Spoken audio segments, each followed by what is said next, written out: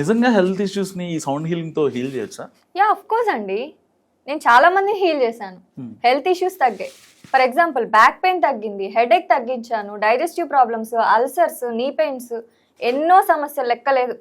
అంతమంది నేను హీల్ చేశాను హెల్త్ ఇష్యూస్ని. సో ఇప్పుడు అందరూ డాక్టర్ దగ్గరికి వెళ్తున్నారు, కానీ మన పాతకాలంలో వైద్యులు ఎక్కడున్నారండి? అవును, వైద్యులు ఎక్కడైనా ఉన్నారా? వాళ్ళ ఆయుర్వేదిక్కో లేదంటే ఈ సౌండ్ హీలింగ్ అనేది బుద్ధా స్టేజ్ నుంచి ఉంది, అంటే 2000 ఏళ్ల క్రితం నుంచి ఉంది. అది ఇప్పుడు నేను తీసుకొస్తానంటున్నాను. ఇప్పుడు మీ అందరినీ న్యాచురల్ పద్ధతిలో హీల్ చేస్తానంటున్నాను. ఎందుకు నమ్మరు? షూర్ గా చెప్తున్నారా? షూర్, మిమ్మల్ని హీల్ చేశాను కదండి. మీ స్ట్రెస్ తగ్గలేదా? మీకు తెలియకుండానే మీరు మంచిగా నిద్రపోయారా లేదా? మరి సో ఇక్కడ ఏంటంటే మీరు డాక్టర్ దగ్గరికి వెళ్తున్నారంటే మెయిన్ గా రీజన్ ఏంటంటే ఎమర్జెన్సీ సిచ్యువేషన్ లో యూ నీడ్ డాక్టర్. బట్ చిన్న చిన్న వాటికి కూడా హెల్త్ ఇష్యూస్, బ్యాక్ పెయిన్, వీటికి కూడా డాక్టర్ ఎందుకు? నా దగ్గరికి రండి. డాక్టర్ దగ్గరికి వెళ్తున్నారు అంటేనే మీకు అక్కడ ఒక సైడ్ ఎఫెక్ట్ ఉంది. సైడ్ ఎఫెక్ట్ ఖచ్చితంగా వస్తుంది. ఒక టాబ్లెట్ ఇస్తున్నారు, గ్యాస్ ప్రాబ్లం వస్తుందా? ఖచ్చితంగా వస్తుంది. నా సౌండ్ హీలింగ్ లో రాదు.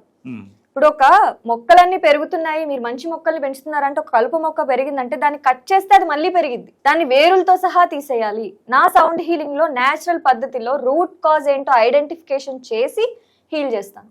నైస్.